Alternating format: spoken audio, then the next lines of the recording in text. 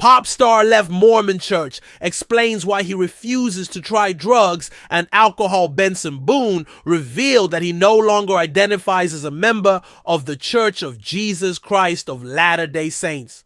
Pop star Benson Boone revealed that he has never tried drugs or alcohol, but his abstinence is not due to his Mormon upbringing. The 22-year-old musician was raised by a devout family in the Church of Jesus Christ of Latter-day Saints, whose members are taught to refrain from indulging in harmful substances. However, during a recent interview with Rolling Stone, Boone, who skyrocketed to fame last year with the success of his hit song Beautiful Things, explained that his choice to embrace sobriety isn't motivated by an adherence to religious beliefs. I just think for me personally, like, dude, I would die, he said. 'Cause I have such an addictive personality, Boone continued. I feel like if I started, I would do it so much that my health would just decline, and I wouldn't enjoy touring as much. When asked how he knew that he had an addictive personality despite being a teetotaler, Boone told the outlet, "Dude, candy!" Along with drugs and alcohol, Mormons are also prohibited from using tobacco and hot drinks, including coffee and tea. While speaking with Rolling Stone, Boone admitted that he has tried coffee and attempted to cultivate a taste for the beverage. While on outings in Los Angeles with his girlfriend, influencer Maggie Thurman, "There was a period of time where I really wanted to like coffee," he said, "and I would go out to this place in LA with Maggie and I would try sips of her coffee every day, and it literally tastes like burnt wood." During his interview with Rolling Stone, Boone also up about his faith, sharing that he no longer identifies as a Mormon. "I don't want to be a part of one religion," he said. "I have my own opinions. Some are from this religion, some are from this religion, some are from no religion." The singer recalled that he was ambivalent about his faith from an early age and questioned why he felt disconnected from the religion that was embraced by his family and other members of his community. Growing up, a lot of people at church would talk about these experiences that they've had and these personal revelations and feelings and voices. I never felt it as physically present as they did, and so I was always confused and frustrated, Boone said. I was always scared to bring that up to people because I just didn't want to accept that. Like, I wasn't feeling what everyone else I was feeling, he added. Boone remembered his relief when he finally confided his doubts during a conversation with a friend who told him, "Thank goodness, I feel the same way." After high school, the Washington native enrolled at Brigham Young University, BYU, a private college in Provo, Utah that is owned and operated by the LDS Church. Students and faculty at BYU are required to adhere to a strict set of guidelines under the Church Educational System, CES Honor Code. The rules include abstaining from substances that are already forbidden by the LDS Church, practicing chastity, foregoing the use of profanity, and following a dress code that prohibits men from wearing beards or goatees and requires skirts to be no shorter than knee length. However, Boone told Rolling Stone that he never experienced life under BYU's campus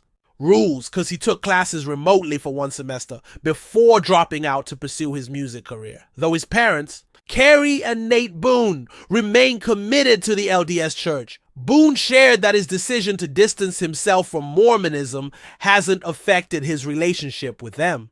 "My parents definitely have their own views, but when it comes to religion and God, they want me to figure it out on my own," he said. "And whatever I come to and whatever I feel is right, that's what they want for me." While speaking with the outlet, Boone likened his mixed feelings about religion to his stance on politics. People think if you have one or two views that are on the left or right side, that you have to be the left or on the right, he said. And I don't think that's how it is. However, Boone clarified that the title of his upcoming album, American Heart, is not meant to have any political connotations. It's not political at all, he said. It's more of a personal thing. It's just me. American Heart is my heart. And it's not my heart because it's American. It's my heart because I'm Benson Boone.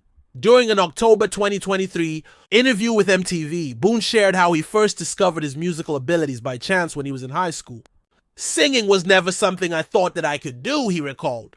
"I was always too busy being outside and doing something active to think about music. I played a little bit of piano growing up, so when my friends knew I could play, and my best friend asked if I could play the piano for his band for Battle of the Bands in high school, I agreed, and everything was going great.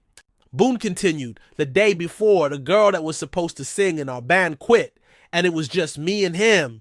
We went back and forth and argued about who was gonna sing or if we should just quit. And then I just decided I would try it. I went out on stage and I started singing, and my voice kind of just came out of me. It was like I just unlocked something I didn't know I had, he added. I stopped halfway through the first verse and looked around and was so shocked that I just sang. I went for it again, and it was the best feeling of my life. We ended up winning, and it was the coolest experience, and my mom was front row bawling her eyes out. After finding his voice, Boone began posting videos of himself performing his original songs on TikTok. He went on to audition via Zoom for the 19th season of the singing competition series American Idol in 2021, after being impressed with the aspiring singer's voice. Producers invited him to the show's Hollywood Week. Boone secured a spot in the top 24, but unexpectedly dropped out of the competition. He later explained that he decided competing on the show was not the best move for his musical career. My biggest weakness, and sometimes my biggest strength, is when I convince my brain of something, I have to do it, Boone told Rolling Stone. There's no backing out or stepping down. In October 2021, Boone was signed to Imagine Dragons frontman Dan Reynolds' Night Street Records and released his debut single, Ghost Town, which charted in several countries and was certified gold by the RIAA. Boone followed up with his second single, Room for Two, in 2022 and was tapped to open for Taylor Swift at her June 23, 2023 show at London's Wembley Stadium during her Eras tour. I didn't even know much about her, Boone told Rolling Stone of Swift. Her team reached out and I literally my pants. I could not believe it. It was insane. So I started listening to more of her music. I didn't want to go to that show and not know anything. He told the outlet that he was blown away by Swift's talent after seeing her perform live at the concert. She is an unbelievable performer and has an unbelievable world built around her that is unmatched, Boone said. It is incredible to see how vastly gigantic her show is. Just countless moving parts behind the scenes that nobody knows about.